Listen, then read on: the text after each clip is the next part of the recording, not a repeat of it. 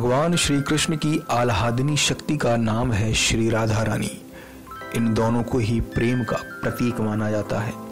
कहते हैं श्री राधा स्वयं माता लक्ष्मी का ही अवतार थी, पर उनके बाद भी भगवान कृष्ण और राधा का एक दूसरे के साथ विवाह नहीं हुआ।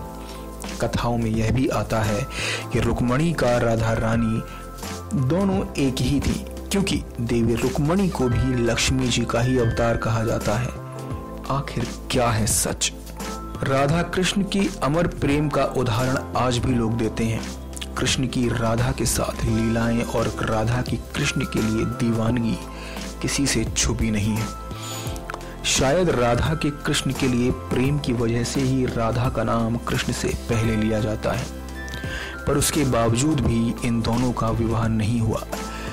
कहते हैं कि इसके कई कारण बताए गए हैं। पुराणों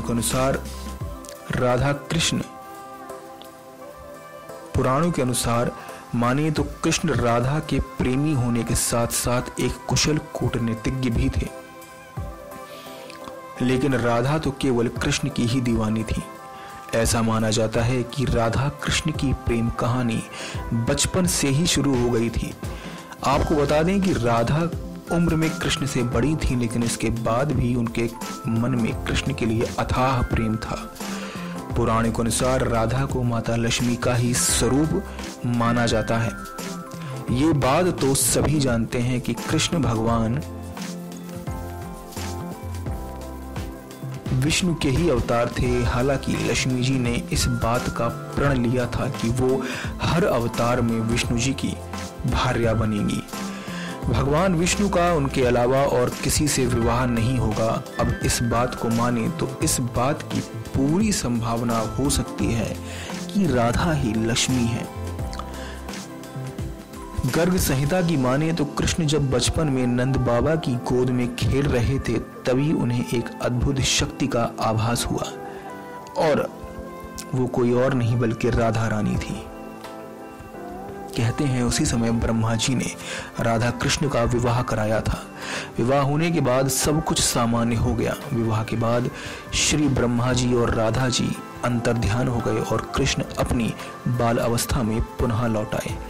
कुछ पौराणिक कथाओं की माने तो राधा और रुक्मणी एक ही थी। जिस तरह से राधा कृष्ण की दीवानी थी, ठीक वैसे ही रुक्मणी भी कृष्ण को पति रूप में पाना चाहती थी, लेकिन रुक्मणी के भाई रुक्मी इस संबंध से बिल्कुल भी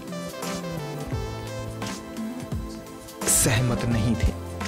ये बात जानकर रुक्मणी ने अपने भाई से कहा कि अगर उनका विवाह कृष्ण के अलावा किसी से हुआ तो वो अपने प्राण त्याग देंगी। लेकिन हैरानी की बात तो यह है कि इस घटना से पहले कृष्ण रुक्मणी को जानते ही नहीं थे, लेकिन इसके बाद भी वो रुक्मणी से विवाह करने आए।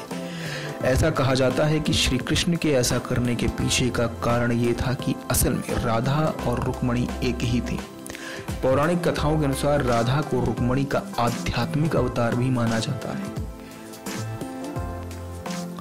ऐसी ही विचित्र और रहस्यमयी कहानियों के लिए हमारे नेक्स्ट नैन स्पिरिचुअल को सब्सक्राइब करें।